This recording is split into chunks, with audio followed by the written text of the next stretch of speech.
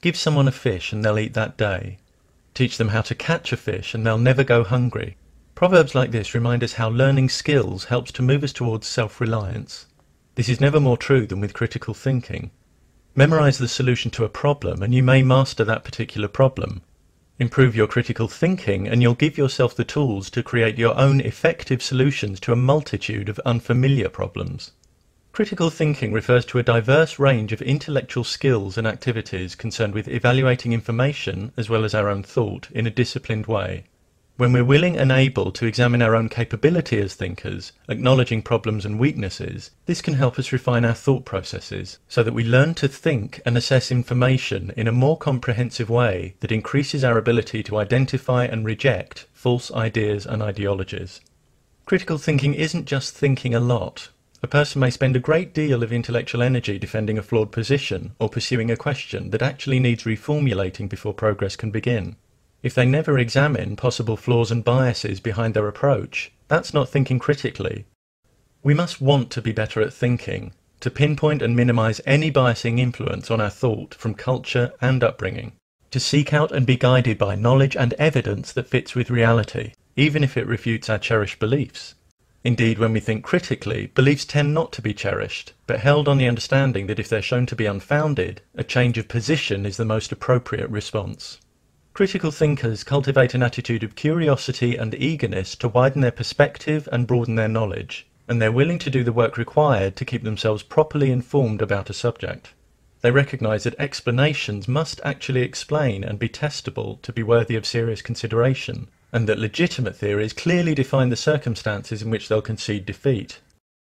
Critical thinking embraces skepticism. Skepticism doesn't mean an indiscriminate rejection of ideas, as some mistakenly believe. It refers to doubting and suspending our judgment about claims with which we're presented, so that we don't simply accept claims which might be unjustified, but first take the time to understand them, examining the reasoning and possible assumptions and biases behind them. Reasoning behind factual claims should be based in sound, consistent logic, not on emotions and social pressure, because the truth value of factual claims isn't determined by the emotion that accompanies them, or the fact that they may be believed by certain social groups.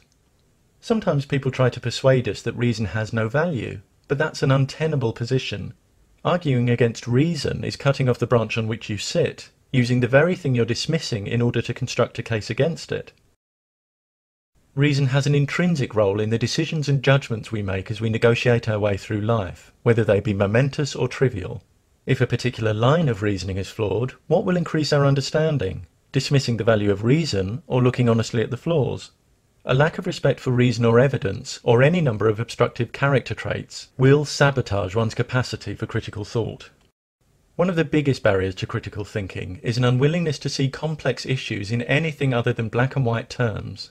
If one sees only two options when more exist, this constitutes a false dichotomy. Consciousness is often presented as something that's either an eternal immaterial entity or reducible and identical to brain states, when in fact there are various other positions. Many divide people into those who accept evolution and those who believe in specific gods, when these categories are not mutually exclusive. If we think in false dichotomies, we'll tend to draw false conclusions. For example, by judging that if option A is false, option B must be true. We may also misrepresent others by wrongly assuming that if they don't hold attitude X, they must hold attitude Y. Black and white thinking often reflects an underlying reluctance or refusal to deal with the uncertainty that results from complexity and an absence of definite answers. But leaping to flawed conclusions because you can't tolerate the ambiguity of not knowing is not about truth or curiosity, but comfort. The critical thinker can handle uncertainty, preferring to be aware of their own areas of ignorance, and they can wait for valid evidence and evidence-based answers. Critical thinking provides each of us with the keys for unlocking our own intellectual independence, leaving us willing and able to explore and solve problems for ourselves. It moves us away from rash conclusions, mystification, and a reluctance to question received wisdom, authority, and tradition. It moves us towards intellectual discipline, the clear expression of ideas, and the acceptance of personal responsibility for our own thinking. Communities in which individuals are eager to acquire and apply the best knowledge and reason in all fields, and willing to acknowledge and correct flaws in their own thinking, are better equipped to create more profoundly effective solutions to the challenges we face in living and living together. When we teach and encourage critical thinking, we empower individual lives and invest in our collective future.